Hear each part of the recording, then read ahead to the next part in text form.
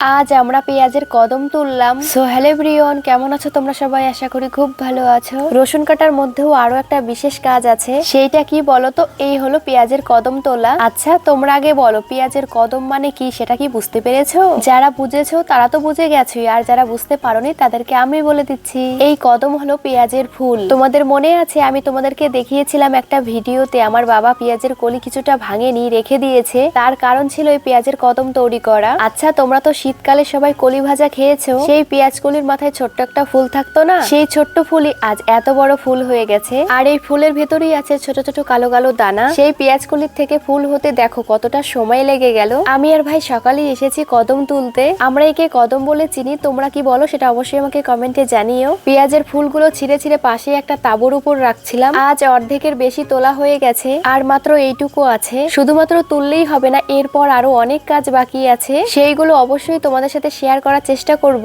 তো ভিডিওটা এই পর্যন্তই, দেখাচ্ছে পরবর্তী ভিডিওতে।